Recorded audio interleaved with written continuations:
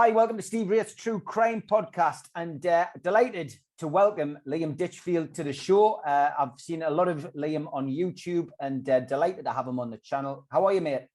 Not too bad, Steve. How are you, mate? Yeah, good, mate. First thing I've got to ask you, and I guess it'll be the question on everyone's lips tuning in. Rafa Benitez, a Liverpool legend, is now Everton manager, and you're a Blue. How does that make you feel? Mate, if I'm going to be honest, Steve, right, whoever goes there to help us win, I'm happy. But if someone comes, I'm a Blue lad, yeah, and it's going to be embarrassing for the other Blues now. So if someone said to me, name Everton's first 11 now, I can't. So, but if they win, I'll be the first person to send someone a text. Say, haha, and blah, blah, blah, do you know what I mean? Look, I'm football, and most of my channel is football videos. You know, I'm Newcastle United daft, and I love Rafa Benitez. I was lucky to work in his inner circle for those 3 years that he was on Tyneside. And I've got to be honest, you've got an absolute diamond there. And if you can we've got a good manager, lads. Although I'm not think we have got a good manager, mate. I've just drifted off football the past few seasons, but he is a good manager, mate. Yeah, without doubt. Big move for him though to go there. Like his biggest rival. He's got a set of bollocks on him doing it, hasn't he? Yeah.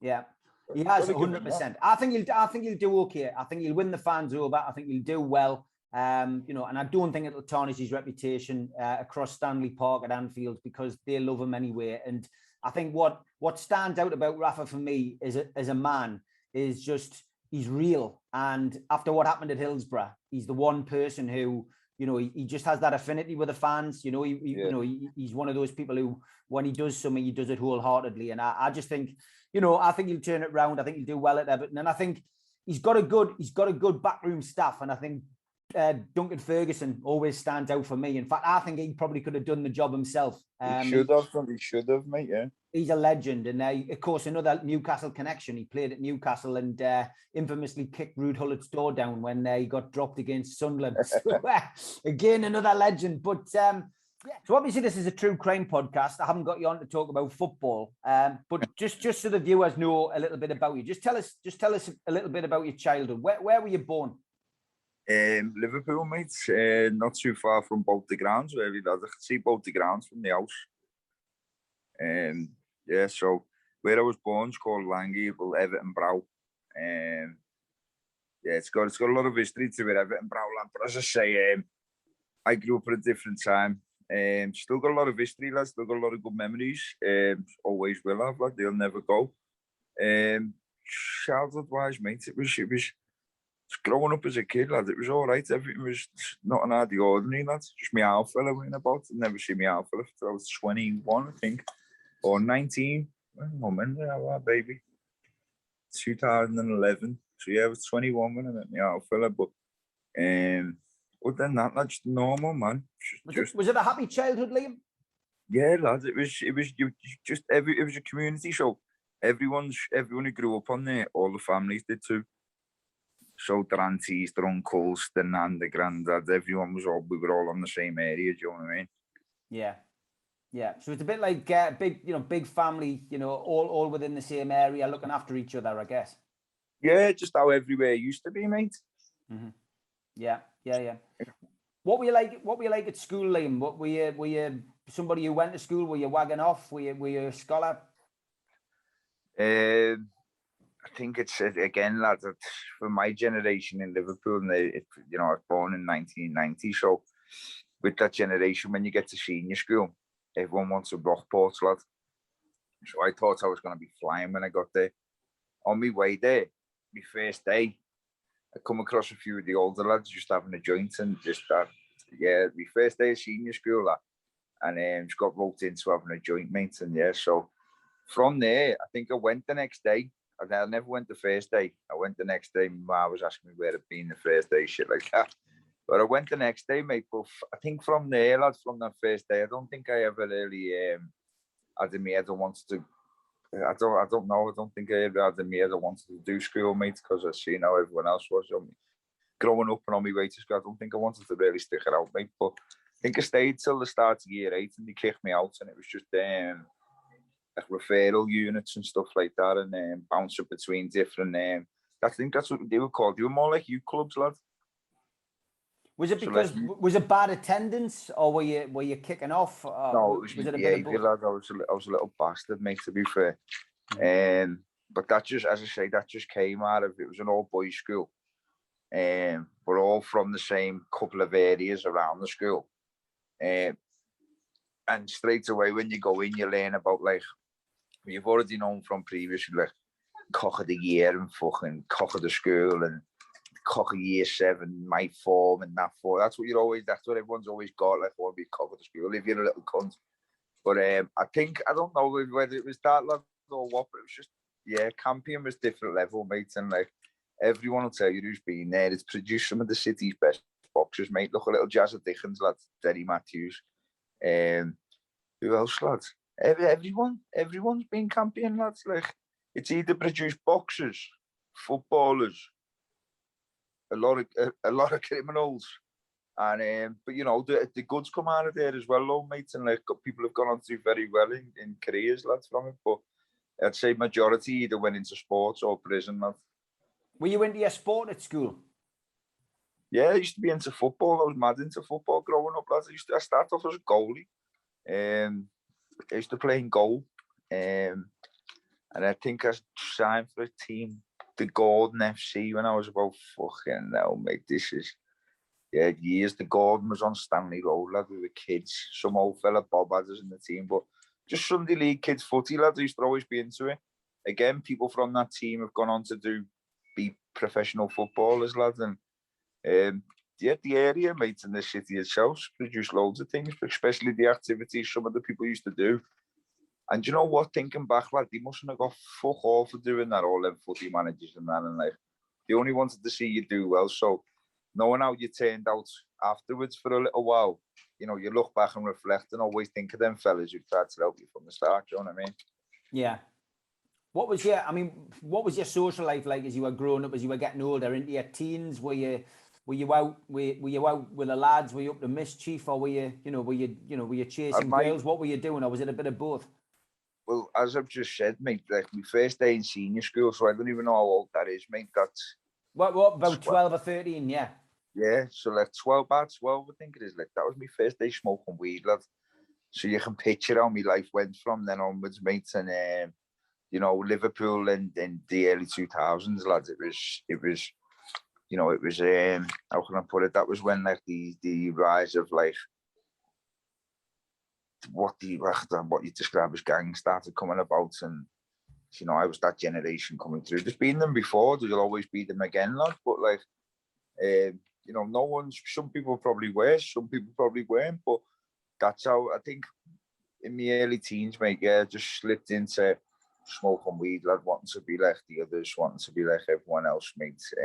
Can't blame no one but myself, mate. It's just greed, and like your eyes bigger than your belly as a kid, but you don't realise consequences growing up. But yeah, I just slipped into, I think, first off, mate, we used to all just be around on little pedal bikes and that when we were kids, and just always just a group of 10 of us going to the local park. And then there's, you know, again, there's birds in the park your age, and your kids, mate, you're all just messing around, drinking, causing mayhem. But from there, obviously, mates, you don't do nothing in school that's going to get you dough. You don't have a job. So you start having to, again, you smoking weed as a kid, you believe you're a criminal, you believe you're like, so you want to keep going through that, mate, and you just start the stages of criminality, mate, from a very, very young age, lad. What was your first crime that you can remember? Jesus Christ. Did a bit of shoplifting? Were you, was it that kind of thing, or was it a little bit more advanced? Were you breaking into people's houses? Were you, No, I've never robbed an house in my life, mate. What was it, lad? I think it was a bar of Rocky. I got nicked with a bar of Rocky. I just got it off someone. It was an uncle of mine, actually. I got it off. At the time, he was flying. Mm-hmm. And I got a bar of Rocky off him when I was a kid. I'd just been dropped off with it. And just as I went, me and my mates, and I'm like, look at this. and I've went to do it. This was on Kenny. I've went to do a joint off the end of it, made up as a kid. Police were pulled up next to me, and that was my luck for the rest of my life, lads. And I was never lucky, lads. Do you know what I mean? But yeah, that was my first ever nick, and that was my first ever charge. That I don't even know, can't even remember what happened to me over it, lads. You know. Was that a bit of a wake up call for you, being arrested and going through that process of, you know, the long arm of the law? No. You're a kid, mate. You get out with a needle on your shoulder, then, and you get out like, I'm just being nicked there, lads, and like, it's something to boast about as a kid, mate. It's not to boast about, like, but I'm just listen. If I can ever write a letter to a 14-year-old, 13-year-old mate, the stuff I'd put in that letter, mate, now to tell them to stay away from it be unbelievable, mate. Do you know what I mean? So, I think, and to stop acting a certain way, I think it was at that age, lad, yeah, it's just boasting. It's like your first time in jail, you get out and everyone's made up here, but the novelty wears off after a week, and like, it's the more you go, the more you realise it, and the more. So, yeah, I think as a kid, mate, it's just an go towards your little status as a kid amongst your little mates, mate, don't it? Do you know what I mean? What did your mum think? She, me mum, lad, say, me ma, me Arlene, me nan, like, they've all always just been straight, mate. Me ma's had 2 jobs for years, lads. Like, me family's like, when I say respected, not respected in a crime or fear way, but on the estate, like, me family, like, me nan and me mum and that, like, you know, yeah, it's like an old school family, lads. Everyone knows them. So, but they know them through being a decent family. Do you get what I'm saying? Yeah. And then it's obviously I came about, mate, and saw the wheel before for a few years. It's bad, lads. It's not. Look, I can look back and laugh now. Do you know what I mean? But even if I sit and have a conversation with my mum, lad, at this age, like, I can see it in her face, mate. All the shit from years ago, I can see it. And every time I go up and like I go out, I can see she's on edge a bit and like worried a bit. And like, you know, that's everyone's mom, mate, who's grew up with kids who were up to the shit we were up to, lad. That's what they're like now. Do you know what I mean? So you're unfortunate with that first nicking, but obviously things did progress for you. How did you progress into harder crime? Was it through the drugs? Lads, I think what I'd probably put it down to, mate, is as a kid smoking weed, lads. You'd always want to have a weed, mate. And like, you know, when you're that age, lads, you're not going home getting fucking 50 quid off your man every day, lad. And like, you've got to come up with your own little way of doing things, mate. And between you, lad, like, you know, certain people are like, I've looked at as like, of anyone else even older, like, he should be, once you go his head screwed on, some of them probably look and think you're too game for your own good at that age. You're too wild for your own good. And like, in a sense, though, some of the people can see that and use it. But again, with myself, lads, I can't, how can I put it, mate?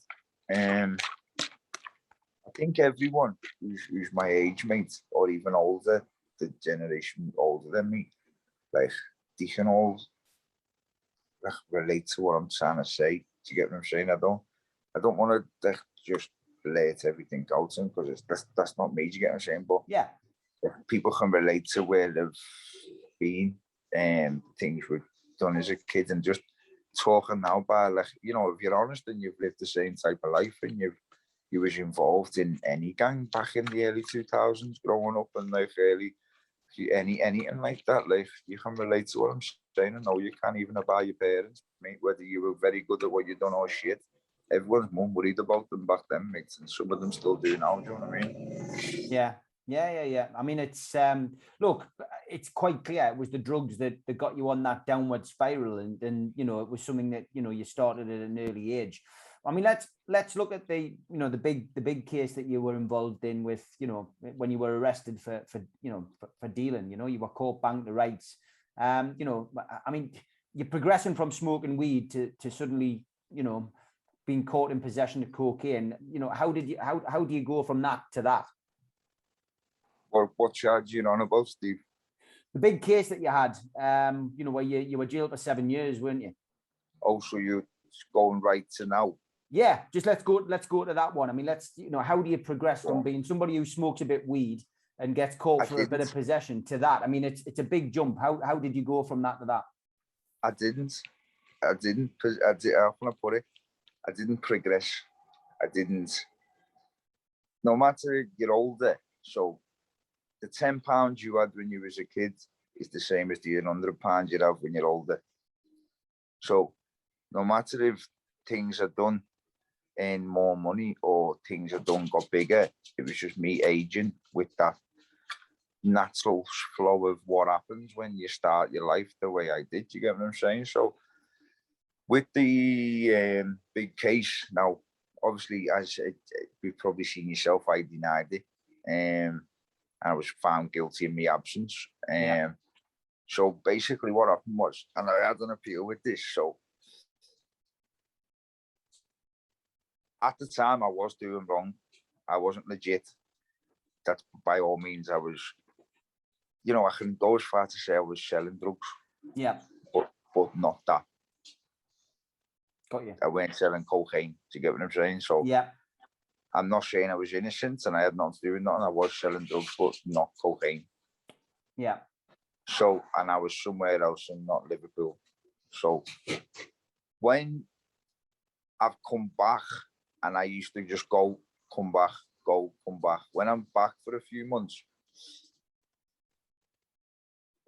someone I speak to, one of my mates, long story short, that's how I was connected with the bird in a sense. Now, they were in a relationship. The way the papers made it out, it's a relationship, right? There were 2 separate rooms in the gaff, mate. It was not like that. And then I've seen these comments, and I've seen someone raise a question about it the other day. And obviously I asked to go on live with the person when they requested me go on live. I said, let's go. You want to go on live? Let's go. And he didn't want to do it because he wanted to wait for obviously the way to put it across to be viewed so many times before I can get a response. So like I weren't happy with that, so I spoke. So anyway, long story short, with the bird, lad, yeah, I was out staying about in different gaffs, and then the bird was doing the same, but she was out doing something for someone I know. So my mates turned around and said to me, look, I'll just get a gaff. Yeah? Yeah. Go in, sweet, no problem. Got a gaff. I had the room. She had that. Simple as that. She never even used to stay there. I think she used to stay like once a week or something, if that. So I have my tag there. One day I've come home and I've opened the door, lad, yeah. But I'd had a phone call earlier on in the night saying, do you mind if bloody blah leaves something? I said, listen, I'm not asked as long as it's in her room, lads, I couldn't give a fuck. Because the gaff's in her name, that's in her room, that's it. I've opened the door, lad, and like I felt something behind the door, and I thought, what the fuck's this? I've opened it. It was a purse. I opened it, a bit of Charlie, so I grabbed it. And I kept thinking, what the fuck, mate? Because the way we were staying, like, she'd have a lock on the room. Do you get what I mean? Yeah. I'd have my door locked. That's how it was, lads. Because obviously I was doing stuff, she was doing stuff, and we weren't doing the same thing. Do you get what I mean? So I've opened the purse, grabbed the money. I've walked in my room and just put the money on the bag. Now I've been left with that. So I want to make sure I've counted that before that goes anywhere else out of my hands, because it's been left with me just back on my own when I've opened the door. As I've got the other thing in my hands, I've heard all, it was like a new build flat, Steve, with like shitty walls like this. Yeah. I've heard all steps running up the stairs, lads. And like I've run to the balcony doors, run to them and looked out, and it's all police, mate. He was shouting up at the balcony. So I put the bits in my top, swerved them round and pulled the kickboard off the cupboard and threw them under it. Shut the kickboard and the doors come in. When they've come in, the money I've just threw on my bed was on my bed. Yeah? Yeah. So straight away, I look bad. Yeah. They've got me in there now, and there's 2 phones on the side and another one in the cupboard in my room. Yeah? Yeah. Their room's locked. They're going around finding letters. They found letters today. So obviously take after, you get what I'm saying? Yeah. They've got a sniffer dog in. I've been kept in the van outside, sniffer dogs gone in, mates and fans, Charlie under the kickboard. They come down to me, told me I was nicked, I was devastated. I was like, look, sweet. Gone in. When I've gone in on the interview, they've nicked me for supplying, blah, blah, blah, but I was on tag for something at the time, so I thought, if anything, should have breached me tag and just fuck off, should have do this, should have do. I've gone back on tag, on bail for the supplying. In the meantime of being on bail, I've gone back to answer me bail, but they've nicked the bird in the meantime. You know, she handed herself in. Right. Because obviously what had happened, lad, I've got a kid, mate, so like when that's happened, lad, like it's morally wrong either way, but like she'd gone in and she'd give a story to them that she bagged it up for personal use. So when I've gone to go back in, I got rearrested again. Now they said, because I think the time's out or something, the bail, so they've rearrested me for it. So when they've nicked me, they've now said that they've got my DNA on it. Now I knew there was a slight chance my DNA would be on the outside bag because it's just been in my top, but I did give it a good wipe. So when they showed me where the DNA and what the forensic labs come back and said, mine was on the outer bag, hers was on the inside bag on the middle of the knots when you open the knots.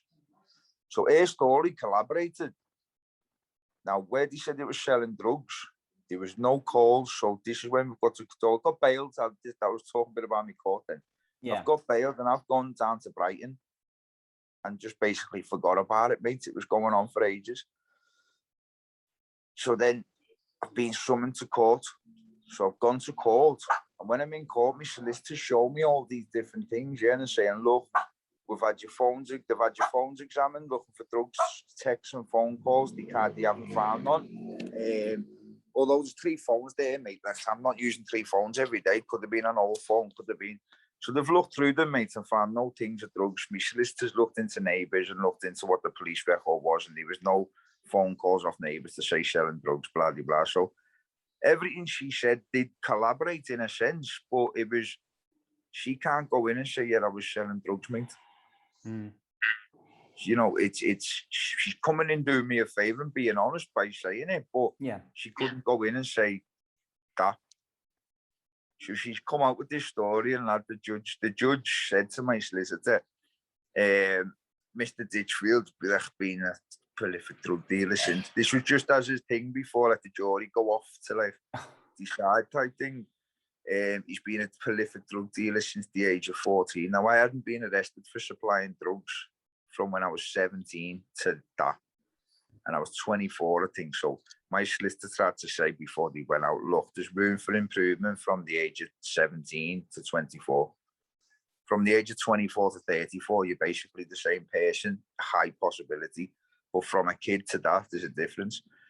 The judge just shut him down, mate. And like, I got a sense the minute they've gone out, and obviously we've been told to go, I've just legged it, lad.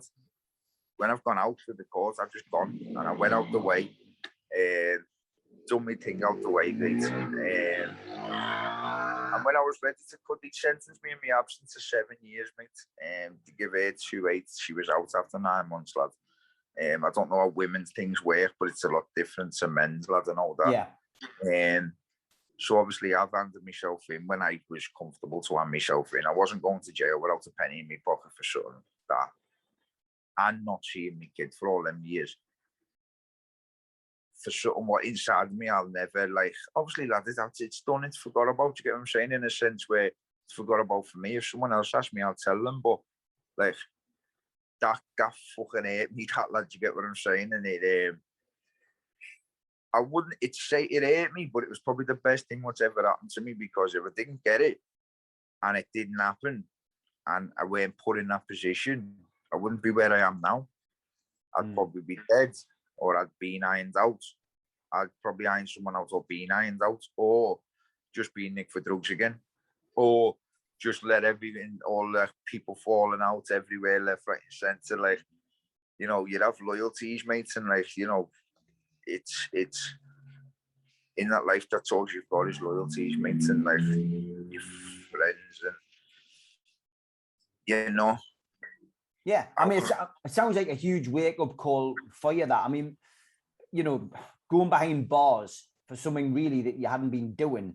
You know, it's bad enough going behind bars, I guess, for something you have done, but for something you haven't done, and to get a judge come out with that kind of thing, you know that you know you're in bother. What was it like? I had my appeal accepted. Yeah. And I was fucking buzzing because it showed that obviously I've denied even knowing they were there. I'm not telling them I've rubbed it in my top and that Steve, I'm doing, but I can tell you now, mate, they convicted me for it anyway, so they don't give a fuck about it, mate. Steve, on the police reports, it was saying when they searched the room, because they're meant to take the gloves off after each room search and put new gloves on. Because obviously they could have been in your sock drawer and then next minute go in another room and touch something else, and there's the DNA. Do you get what I'm saying? I'm throwing all that at them and everything, and like, because that was the case. But obviously I did touch them, mate. You get what I'm saying? It's in my opinion, and other people who probably have an opinion on it, yeah, but you still fucking done this, you still done that. Yeah, it did, but the whole point that matter was everyone. I know loads of people who don't sell certain drugs, but sometimes are in contact with that drug, or sometimes are in a house where someone else is there with that, and it happens, mate. What can you say, lad? What was it like looking at that sentence then, from your perspective? You mentioned you had a young son as well, so obviously you're going to miss those. Mate, listen, I would have got a bigger sentence doing what I was doing. Yeah, but I didn't. Right, yeah. I would have in the end, but I didn't. It was something. It was, oh lads, it's just, it is what it is, mate. But how it felt for me, lads, I was wounded, mate. But prior to that, Steve, yeah, I'd been arrested in Brighton prior to. Hang on, let me do the dates here, lads, so I don't get mixed up. I was in Brighton 2013, 14, or 2013, start of 14. Yeah, it's 2013, I think, 2014. Now in Brighton, I'd been nicked for a good few charges, mate, a lot of charges, yeah, but while I was in prison, someone had alleged that I'd slashed them in prison, and I got bailed for it. I got charges dropped and got bailed for this. So when that sentence came of 7 years, I was on bail for a Section 18 without charge. So not bail without charge, you're not charged, you just bail pending further investigation. 6 months in, or a year into my sentence, between 6 months and a year into my sentence, I got a letter through the door in my cell. Yeah, so my head's already up my arse because I'm doing a 7 for fuck all, yeah. And then I get a letter through the door saying that I've been charged. I got charged through the post with Section 18 and a court date set and stuff like that. So during that sentence, mate, I ended up in court, nearly 3/4 of the way through my sentence. They had me up in court for started off as attempted murder when I first got arrested for it, but by the time it got to court, it was a Section 18. And I was in court for that for days, mates, and like I had no family there, no mates there. Like I didn't tell my family, like, so obviously that sentence, like, it wrote me mad and that off more than anything, because they half knew the story. Loads of people did, you know what I mean? So like with that, when I just done that court case on my own, but I was stressed. The kids' families there, the lads there, proper giving it the bigger, mates, and then something come up in the court, lads. And so obviously I'm questioning a letter what someone sent, like someone's meant to through in to the office. Yeah, I'm questioning it in court. My solicitors are questioning it. Then the person refused to come to court who'd done the letter. Then the prosecution had received new evidence but told the court, thinking it was going to go against me. Yeah. So they said they were going to examine the evidence, then come back in the afternoon. So I've gone back down the cells. When I've come back in the afternoon, the judges asked and they said, no, we're not ready to show it yet. So the judge said, listen, you've had 18 months to build this case against this man. Like, I want to start seeing this because this is going on now. Do you get what I mean? The next day, I've gone back to court. My head was twatted thinking what it was. They were offering me at 12 to plead guilty, right? And that would have been squash me 7 and start at 12. So when I've gone into court the next day, the judges asked and they've said no again, mate. And the judge said, listen, you come back in the judge's chambers with me and I'll be the judge of whether it gets shown in court today. And then when he's gone in the chambers with them, he's just come out and just discharged the jury and that, mate, and thanked them for the service. And my solicitor already told me what was happening downstairs, but didn't tell me the exact thing, what dropped the case. But I've come up and kicked off in court after he's done it to the family behind me, lad. Because they've been giving me snide comments right the way through the court. So I've given them a bollocking and got jumped on by all screws, gone down the cells. But I'd been nicked with a phone when they first raided myself for meant to be doing this, kid. So then they've come back to me their cell downstairs and they're like, listen, I still got brought down for contempt of court. So then they said to me, look, you've got to go back up. When I've gone back up, the judge said to me, oh, this Ditchfield thing, you still forgot you was meant to be up in front of me for a phone as well. Now in prison, this is me look, Steve, right? In prison, people get 21 days to 42 days for a phone. Yeah. Off the outside judge who comes in. Yeah. Mine, because of this fucking cunt in court, mate, has now got me in a Crown Court. So the Crown Court judge sentencing me for the phone because it got sent outside, yeah? Yeah. He asked me how I plead. I said, guilty. He gave me 12 months, but with a third off to run consecutive to my sentence, look. And then give me, I think, 28 days.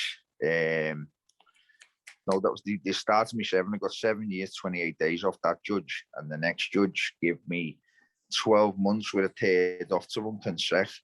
And then from then on, mate, it was just like piss tests, fighting, getting GOA'd all the time, suspicion of doing this, suspicion of doing that. That happened for me first few years, lads. And it was me last year, mate, what really, I just learned to shut off as well, Paul. I mean, Steve, you see, like, with the baby, when you're in there, like, you're stuck in a mad thing, man. Like, any lad who's been outside, especially if you're not with the man and that no more, like, it's, so, you know, I just learned to shut off, mate. Like, did your son come and visit you with your ex at any time in prison? No. Wow. So that is hard. So, but that's what's just made me how I am, Paul. Do you get that, Steve? I understand. Everyone deals with it in a different way. That's like, see me, mate. Yeah, I'll stress about it every day. I'll do whatever. But what can you do, lad? So I learned to just shut off, lads. In jail, yeah, I used to phone home every now. I used to have Instagram now. I used to speak to them, lads, and like, you know, there's times where like I've spoke to them, lads. I'd FaceTime with them, and then bang, I'll phone the next day, and it's when they get with other people, mates, and then it just goes hard. But obviously, in time, history repeats itself, and it'll just happen. Do you get what I'm saying? But for me, lads, yeah, it was shit, man. But at the same time, lads, it's just learned me how to just be banged. Like, if I phone home now, it sounds bad, this, lad, and I feel a cunt saying it, lad, like, if anyone's telling me like such and such is sick or such and such is, I just put the phone down. I don't say to that, I just put the phone down. When they phone back a few days later, I just say my battery's died. But I think I've done it that many times, like, people realise now, like, just, do you know what I mean, lad? Like, I don't see me, lad. I've done all that. That court case where I could have got a 12 probably made me like that, lads, because I'd already been fuming the fact that I'd been in there for that type of crime, lad. And then second of all, getting charged nearly 2 years later with that from fucking 2 years ago. Yeah. The court of drug case lasted 2 years, lad, nearly on bail and going back and forth. That was like 2 years long. And then this thing just crept up to just slap me on the arse, lad. But I think, in a sense, lad, some of the things what got dropped in Brighton, I think just karma just come back to bite me on the arse in another way, man. And like, that just made me, yeah, man, it is what it is. Lad, I've been in some heavy jails, I've been in some good jails, I've met good people, bad people, you know, but at the same time, being around all that and like watching your mates every week come back from visits with the kids and doing this and doing that, like, it just makes you who you are, man. I just got used to it, lads. I used to fucking, my mate's bird always used to come up with his kid and that, lads, and like, yes, not to have a kid on a visit, but like, it was just, how can I put it, lads? It was a thoughtful gesture, do you know what I mean? Yeah. But at the same time as well, lads, with regards to anyone else who's been away, like, you know, lad, like, lads, everyone who I've grew up with, I'd still class them as my mates, lad. Of course I will. But I just moved different now. Did you do any education? Did you do any education in prison? Were you, you know, I mean, obviously, loads, yeah. What kind of things did you do, Liam? I ended up getting me level 2 maths and English. Level 2 maths and English. I've got me level 1 and 2 industrial cleaning, preparing for industrial cleaning, biohazard. Mentoring level 2 for substance misuse, peer mentoring. Fucking hell, lad, everything, mate. That's good. New, yeah, because people say the prison doesn't work, and that's, I think that's where I'm going to next. Really, that, you know, doesn't. Yeah, and like, I wanted to hear that from you. I didn't want to put words in your mouth. Prison doesn't work, does it? No. It's your own experience. What changes you, lad? It's not the prison. Yeah. The prison, lad. Yeah. Everyone said this before, but when you hear people cutting prisons off, lad, yeah, obviously, lad, the older lads up, man, so they should be cutted off. But at the same time, like, when people say, you get loads of people like, how can I put it, lad? See, some people who work in prisons are actually good people. That there's a big majority who are, but there's also a majority who are good people, lad, yeah, who are there to actually make a change. Far and few between, but there is people like that there, lad. So, me as a kid, I met one of them when Lancaster Farms. I was 15 when I first met her. I kept in touch with her up until she passed away, lad, not long ago. Yeah. And as a kid, she shouldn't have ever kept in touch with me, lad. But it wasn't like that. She left me here, my mum and her like clicked because she had kids the same age as me and acting the same things as me. Yeah. So when she used to come up on a visit, me marks in the farms used to have like this thing like every few months where you'd have a review and your probation and all that'd be there, but then your parents or someone could come in and like this woman in there was like my teacher, Mandy. And when she left, I think they swapped numbers with my mum, but every time I've come out of jail, I've phoned and said I've changed for years and just always end up back. Do you get what I'm saying? But there's people like her, lad, who now I went and seen her, lad, in Elderland, and that was, she was booking a couple of days before she died, like she wants me to go up, yeah. And now that's a massive compliment to me, lad, and something I should have listened to years ago. Do you get what I mean? For her to have done that job and still want to see me after all these years, just to like say goodbye, lad, that's fucking powerful, mate. But with regards to them working, lad, in a sense, with things like that, when you get to my age, when you do come away from stuff, yeah. They do work.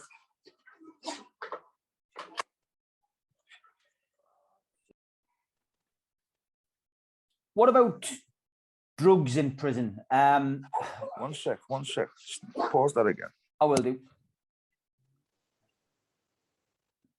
Let's talk about drugs in prison, Liam. And, you know, from my perspective, I've never served time inside. I've visited a lot of prisons. I've visited the Crays in prison. I still visit Charlie Salvador in prison. I've visited a lot of my mates in prison over the years. And I know how widely available drugs are. From your experience as a former prisoner, what was it like for you? Sham, mate, I used to smoke weed, so it was all right for me, mate. It was on top. Was it ever temptation? I mean, you hear a lot of horror stories. We've seen a lot of horror stories. You mentioned earlier you had Instagram, you had a phone in prison. I've seen these spice videos where people are absolutely monged off their face on spice. So see, I hadn't been to jail for a few years before I got remanded in Brighton before this sentence, right? And I remember when I walked in there, everyone talked about the spice, yeah? And I started seeing people and was like, wow, mate. And like, obviously over time, I've seen it, got used to what it does to people. And then when I've done this sentence, lads, and how can I put it, lads? It's not. I think they made spice, lad, to combat, well, they not made spice. The prisoners get round anything. it's impossible. Like, it's like the war on drugs in Afghanistan or wherever. Like, you're never gonna win, right? It's like, no matter, time's growing inside and outside, but outside's growing a lot more rapidly. Do you get what I'm saying? So you're never gonna combat it, lads, whatsoever. So it's just pointless. The best thing to do, lads, it's not bow down to people and let them smoke weed. Not a chance. But like, some prisons, lad, yeah, have some screws on the wing who are fucking the best thing the wing could have. Obviously, there's still a screw, but some screws don't mind the lads having a joint as long as you just keep the others off the space. Yeah. Do you get what I'm saying, Steve? Yeah, I do, mate. Yeah.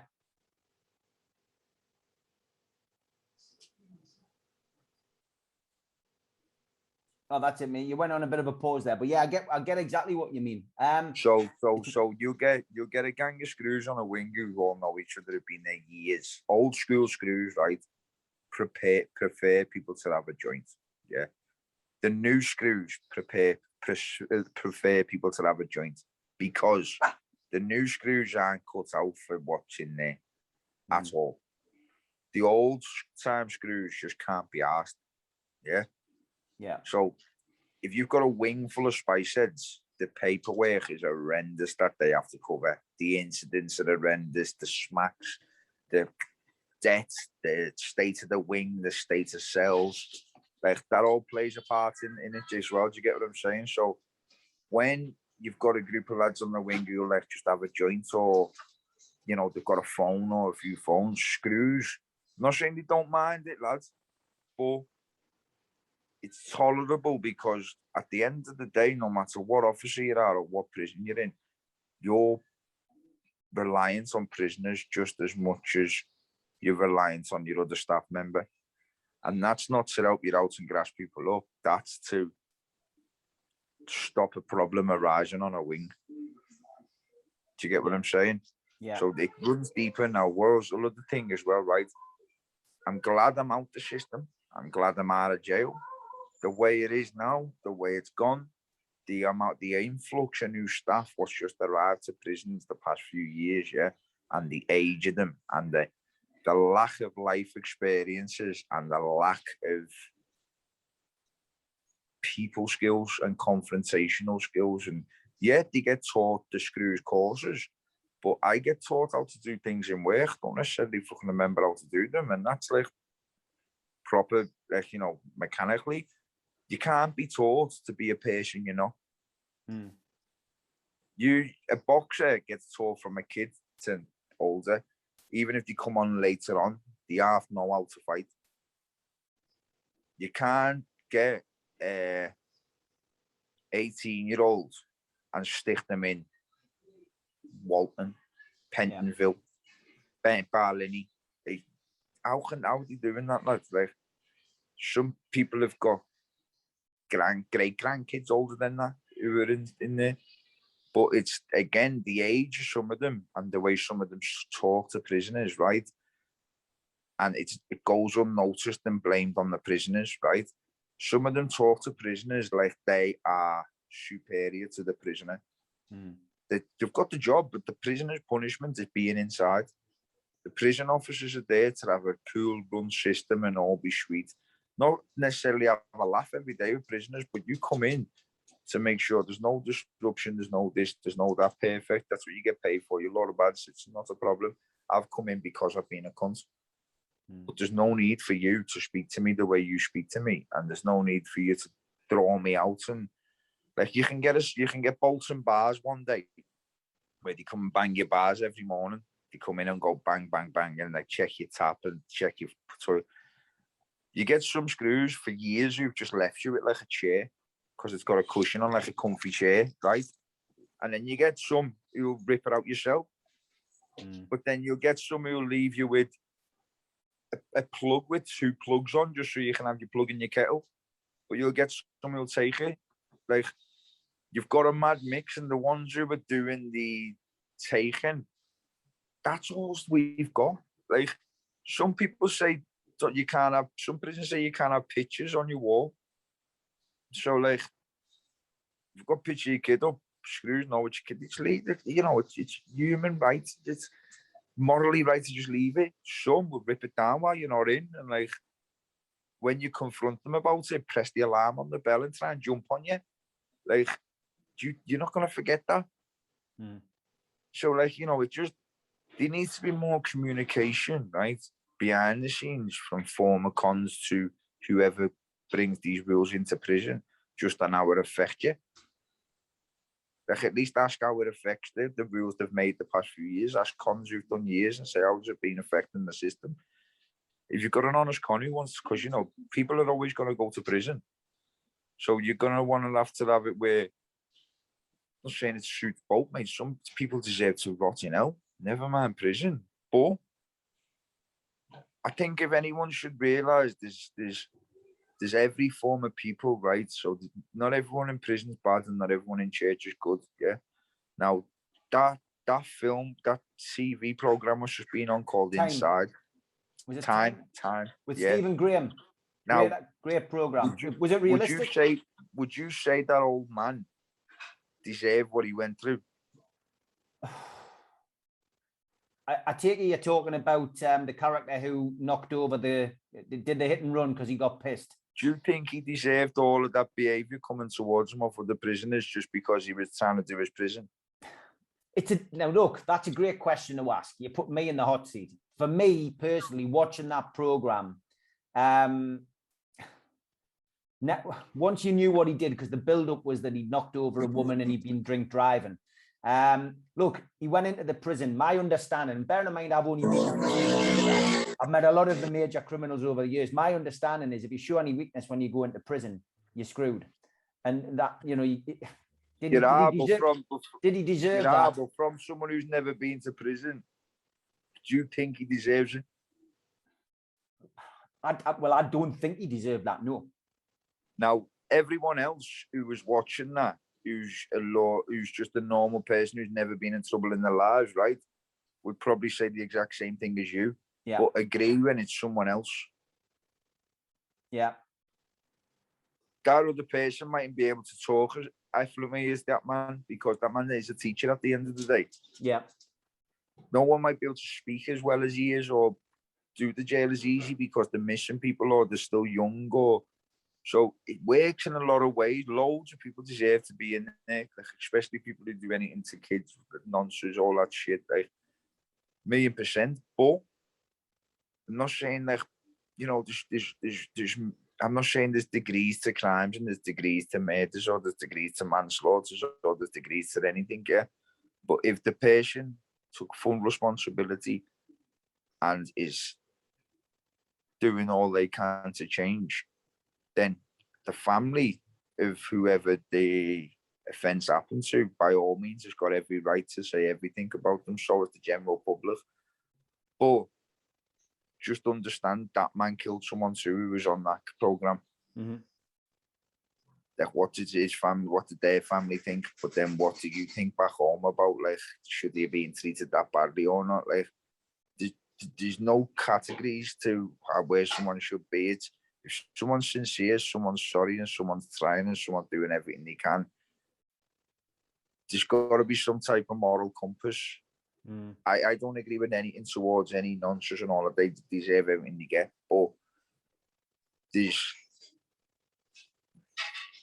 some of the lads, mate, so there's people I know who've been in there 15, 16, 14, 30, all them years, like, for them type of crimes as well. But me, I can look at it different, because I can say a couple of them are my mates, or a couple of them used to be my mates, or other people who aren't involved in that life. To them, every one of them just come back.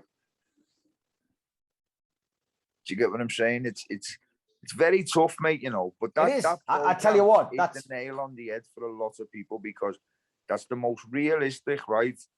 Like, when the man goes in, he does his induction period and goes in the classroom, the screw gets him out, gets the other induction hands out. Even fact that the attention to detail is better than some real life prison programs I've watched. That's great to hear. And like, you know, people watching this podcast, like, you know, like I said at the start, I didn't plan like anything to do with this. The only thing we planned before we came on tonight was to talk about Rafa Benitez. That's all good plan, yeah. And I love the way this has gone. I think what you've made there is a valid point. It's funny, I've actually been out today because obviously I'm, you know, as you know, I write a script, I produce things, I'm an actor. From my perspective, I was one of my mates who I'm going to be working with very soon. He's just done, his son's just worked with Stephen Graham. What I'm going to do is I'll send the link for this when this eventually goes up. I will send it to me mate so we can forward it to Stephen Graham. Yeah, so that would be good for him to listen to that and just hear how Stephen Graham, look at what he's done for the city, lad. Like, he's a fucking amazing actor, lad. He's fucking, but that has to be honest. That people from big, massive production companies go to prisons and try and do real life footage of real life prisoners and it didn't come close to that. So obviously you've mentioned some of these programs that have been made in recent times. Channel 4 done documentaries about prison. They've gone in, they've done like fly on the wall documentaries about real prisons. But yeah, you know, you've actually said that you felt the Stephen Graham dramatization was probably more realistic. Why is that? Because someone who's definitely took advice from an ex-con and a few ex-cons, and I mean someone who's done a lot of years for that, because it was just the attention to detail, like on them prison things. Like, do you know what it is? Although Stephen Graham's an actor and that was a drama, whenever TV programs go into the prison, they will never go on a wing where all the actual main lads are. They'll go on like a wing where people owe fucking money out, or people that fucking, they'll never show the proper prison. Do you get what I mean? Yeah. And the screws seem to act to the camera. And basically, I've been in there when before, where was I? I think I was in Elmley, and it weren't even camera crew coming in. It was they basically review the prison every year.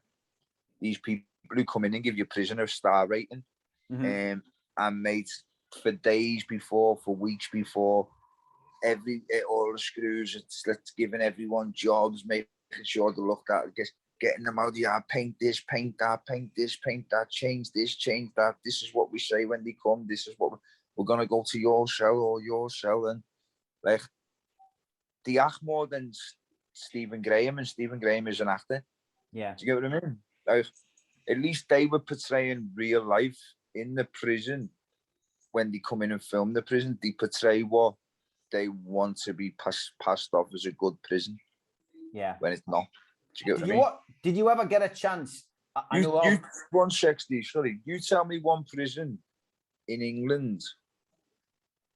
Well, there probably is like the lower category ones, but you tell me one B cat or A cat prison in the country, probably even C cat, that would want the public to know what each of them wings are like, and how each of them wings are run, and how the staff actually talk to prisoners. And like, not all staff, but what I'm saying is, if you had, what would be a lot better for people to do once they get round to it, like all these big channels who go in and do prisons, is just send a mole in there, mate, a real life mole, like a fucking. That's what I was coming to, because there was a reality program, and it's had a few series in America, and I don't know whether you've seen it. I don't watch them American ones, you know, lads. I tell you what. Well, it was you'll have heard of Big Brother and Pop Idol and all of that. Well, this was basically a prison program where 10 members of the public basically put themselves up for a reality program and went into an American prison, and they were prisoners. They went in as prisoners, and the idea was that the governor of the prison wanted these 10 people to go in, pretend to be prisoners, and come back out with information to give the governor. Now, I've got to be honest. I mean, it's a surprise that I haven't tried it over. Do you think that anybody would get away with that over here? Or do you think the prisoners would sniff out the fakers? No, what has happened is, if you've got someone outside who can handle themselves, lads, and they're one of the lads, but they're just not a criminal, like, he'd piss all over jail if he's got no kids and all that. If he wanted to sacrifice being with his kids and get paid for doing the program, like royally, as he should, for going to do that away from them, then yeah. but they've just got to have that. You don't even have to something about. If you were to send someone in who's a proper fucking, you can just look at them and know. Different. You send one of the lads, he's just like policeman. If they send certain police type of officer in his own clothes, you can spot him a mile away. Then obviously by seeing all these things especially in London, it must happen a lot. Like, police officers just looking like the lads. Do you get what I'm saying? Yeah. Speaking like them and looking like them. So it's I think if that happened, then there'd be a fucking massive outcry as to why it hasn't been publicised all these years, but it's always been publicised about how hard the prison feel let down by government because prisoners are overrun and it's prisoners are doing this, prisoners are doing that, I think a lot of light would be shined onto the actual staff, mate, to be fair.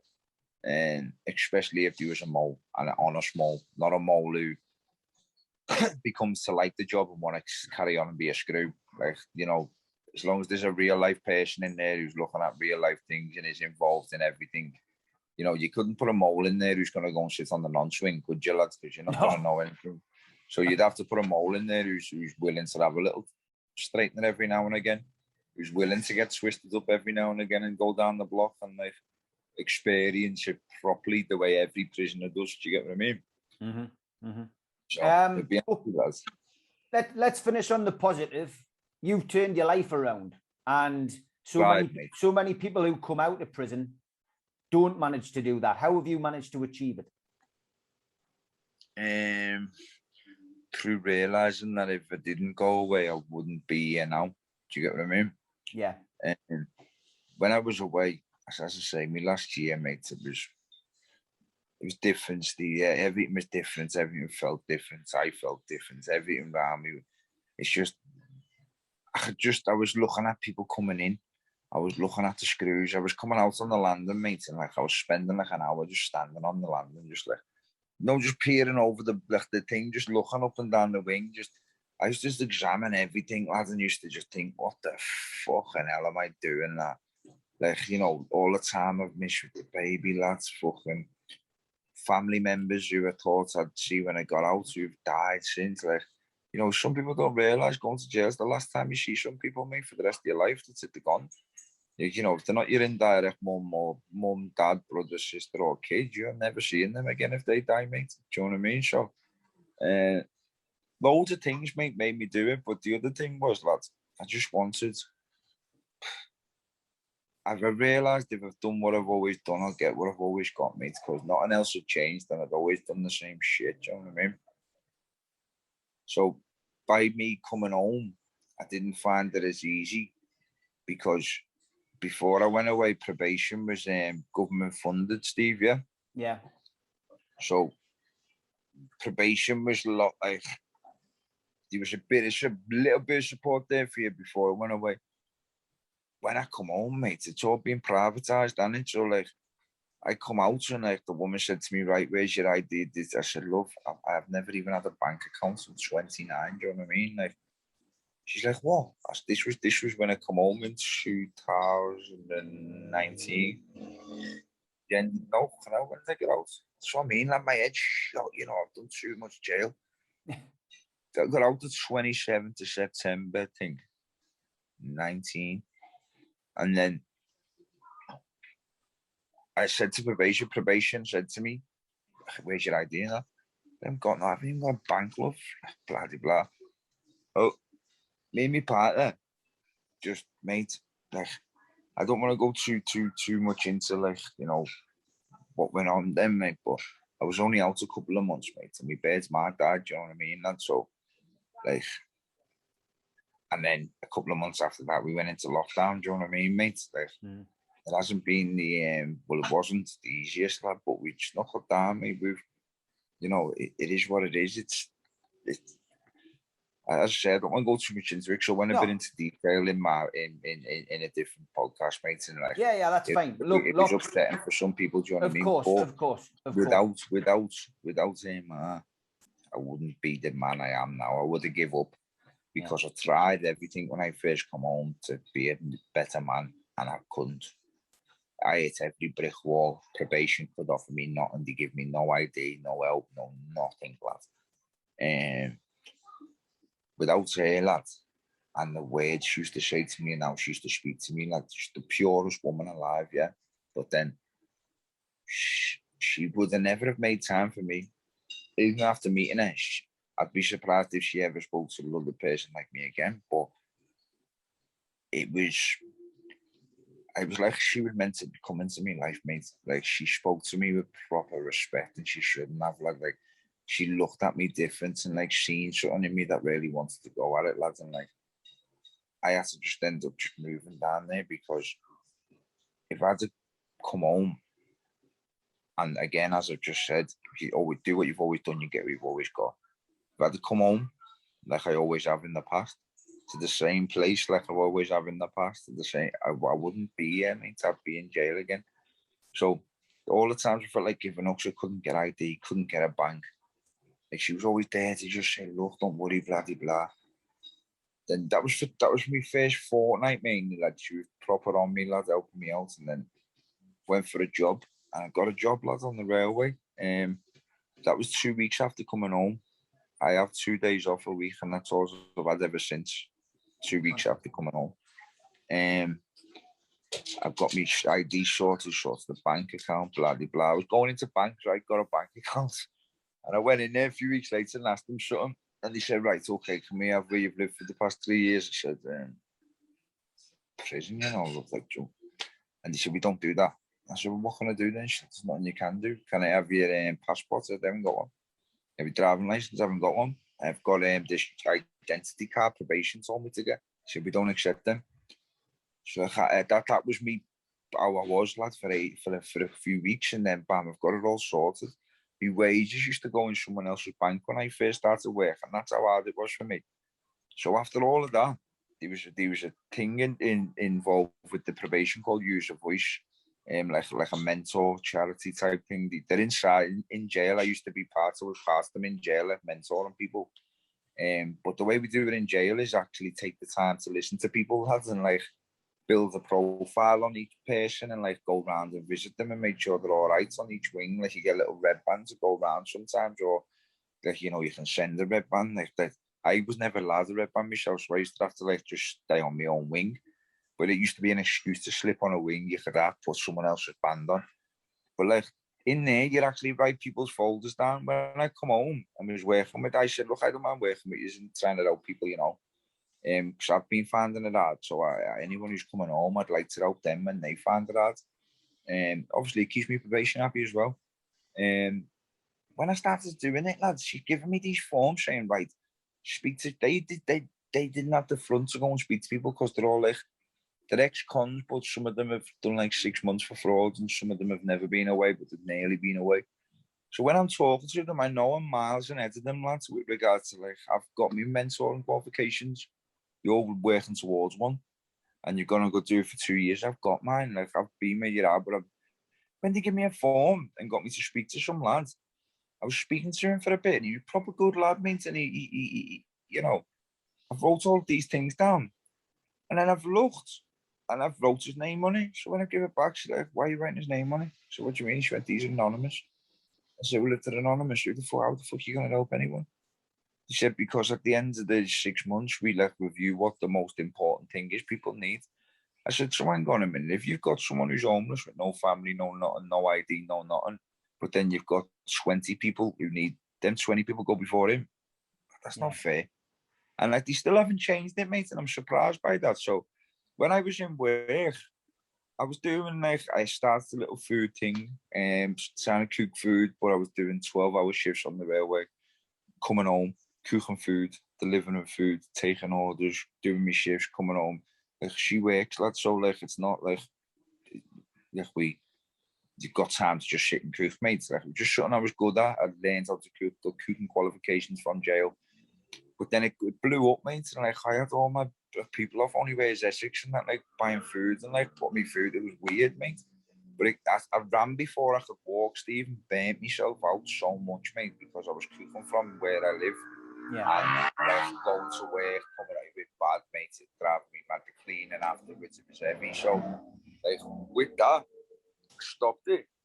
And then over the lockdown, I think everyone's got into the podcast, haven't they, mate? So, like, I was right into the podcast during lockdown, and someone got hold of me, mate, and said to me, wouldn't you be interested in going one of them, lads? And there's nothing to do with anyone from the podcast. It's just someone else usually involved in sports. Like, said to me, wouldn't you go on? You should go on one of them, lads. You'd be fucking...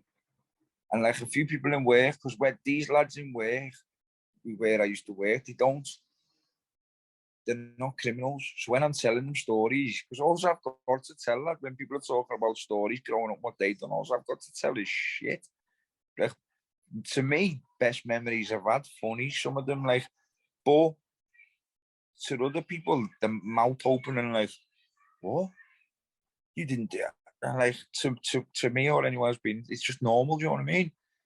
So the conversations can lead like that sometimes, and they always just say to me, mate, you'd be good on one of them. And obviously, I know myself, lads, and people who know me know, like, I'm not the biggest artist, fucking, you know, I'm just one of the lads, mate, like, who's been about when it was a bit rough, lads, who's seen things, who's done things, who's done the jail, who's got the charges about, who's done, you know, but there's people who've just cut through and are not known all over the place, but there's other people who it's mad, but at the same time, that type of life, yeah, for me, after being around normal people when I first come home for so long, yeah, not saying people who do anything aren't normal, lad, but just normal conversation about the weather, or like, and I was like, don't fucking, I haven't had it, lads.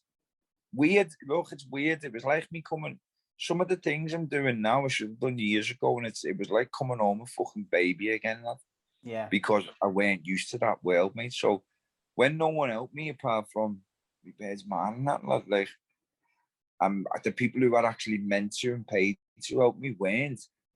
When I've done my podcast and the feedback of it on me, lad, I was fucking amazed, because I knew I could probably, obviously, lad, I know I've got a story, mate, and like, I've got fucking childhood memories for years, lad, like what normal people find, like, you know, some lads, some crazy shit, mate, you get what I'm saying? But I didn't expect the type of people, the amount of people to relate to something somewhere in that podcast, whether it be drugs, being a young kid, your ma being upset, your bird's ma dying, like, so many people related, right? And like, always saying, like, I wish I could do that, mate, but I'm finding it so hard, like this, that. There's people's mums who I know, people who I think have got, who are big fellas and that, messaging me, lads. They still are big, but they just want to change. Like, they've just seen it. If I can do it, like, anyone can, do you know what I mean? So, like, and I've done it 2 weeks after coming home, bang, job straight away. Like, I pushed them. I weren't giving up, lads. I weren't going back there. And that's a testament to your character and the person that you are. And, yeah, you know, well it's done. who you're around as well, though, Steve, lads. Yeah, it is. That's one of the biggest things, is your company you keep, mates. And like, since then, I've now, obviously, once I've done it, mates, I started just helping the odd person out and like bending them into the company, saying, yeah, do you want to get into them? Do you want to? But then people started messaging me saying, oh, I need a labourer, lad, if you can get one. And I'll just put it up. And then it's got to like, I now work with a company, SJB Training, lads, and like, the amount of people that put through courses since they've opened, the amount of people that got on the books waiting for the DWP sign-off thing to go through, the amount of people that done through the DWP, which is all job centre funded, mate.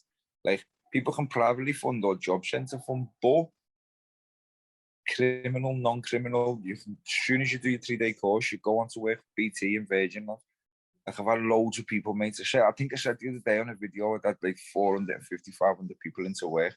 Wow. Now that's into work and on the books all as a whole. Brilliant. Like, now that's just me on my own, right? Just doing what anyone who's got a platform and a big platform should be doing, lad. In the meantime, other things take you off pat, mate, and that always happens when you do well, lads. I'm not doing well myself, but when there's positive things happening, there's always a negative creeping up somewhere. But with myself, mate. I've just tried my best, lads, to focus on it. I don't want to get sucked off a path by not doing that, because then there'll be people getting let down because I'm too stressed out or I'm too stuck on something not to respond to messages and leave a big build up of 2-3 days worth of messages. And like on my page, mate, I get loads, lads, and like, so if I have a stressful fucking few days and I've been sucked off the ball, it's not me, it's normal people who it's affecting, lads. Like with me, I can jump back on my phone. Yeah. But if someone's messaged me and they've waited 3 days, or they've had to be, I've had to forget about it because I'm doing something else, and it's not fair on them, lads. So like again, it just goes back to even with trolls, lads. Like when you get trolls in comments or you get trolls in, like, what can you see? What's wrong? Do you know what I mean? Mate, it's not what can you see what's wrong, is I appreciate every one of the trolls who come, because at least I know I'm doing something right to bring some type of thing like that towards me. Yeah. Because when you do well, that's when things come out, mate, and I think people come out the woodwork. But with myself, mate, I'm just over the moon to be doing what I'm doing. I'm over the moon to have left where I was and gone to where I am now. Like my career, mate, is only just started, and it started at 29. But from 29 to where I am now, I ain't done too bad in a career. And my career's only gone on 2 years. I've done too bad, lad. And I ain't done other people too bad neither who have got into work and training, mate. It's great to hear. And, you know, that's a testament really to your ability to turn your life around and the help that you've got around you. And as you say, if you lie with a dog, you get fleas. You change your company, you change your circle, and you know, you've changed your life for the better. Let's finish off just with a message to any young aspiring villain in anywhere in the country. Some youngster who's watching this, who's thinking, I might get into a bit of dealing, I might do a bit of this, I might do a bit of that, I might go do a bit of thieving. What would you say to a young person who was watching this, who was thinking about getting involved after the experience you've been through? Right. Every youngster, mate, how can I put it? Every youngster's got an older person who they've looked up to, or who they're around.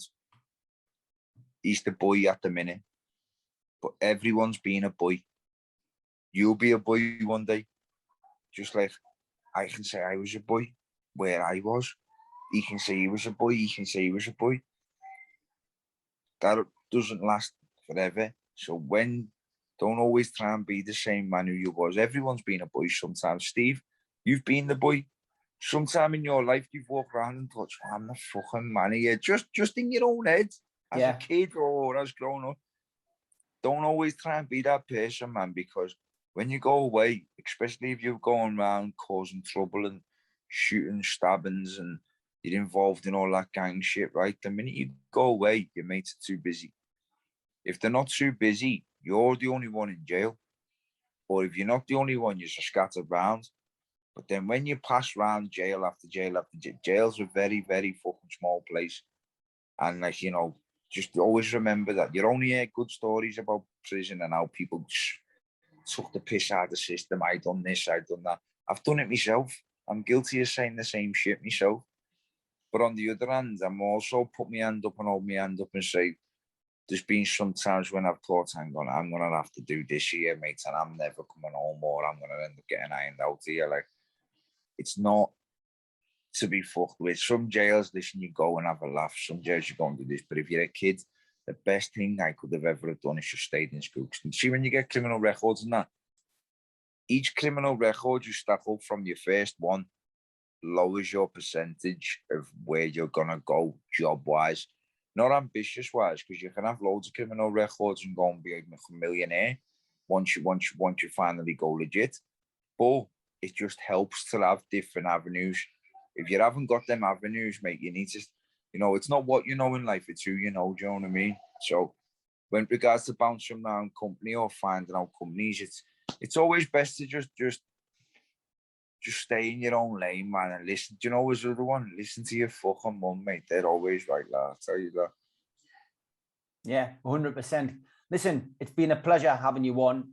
Great to hear your story, a little bit about your life and how you've turned your life around. I just want to say, Liam, best of luck to you And the only thing I won't Steve. wish you luck with is when Newcastle play Everton. I look forward to texting you and saying, "Hey, we've got 3 points." But just understand, I probably won't even know who scored for Everton. I'll be texting you right back, mate. But again, lads, the camera at the start, I'm sorry about that. It's just the phone's fucking.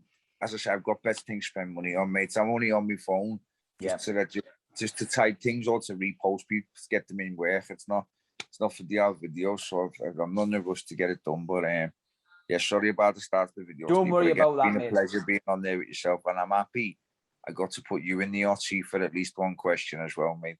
Well done, mate. Take care. Thanks very much. No problem. Ta-ra, Steve. Nice one, mate.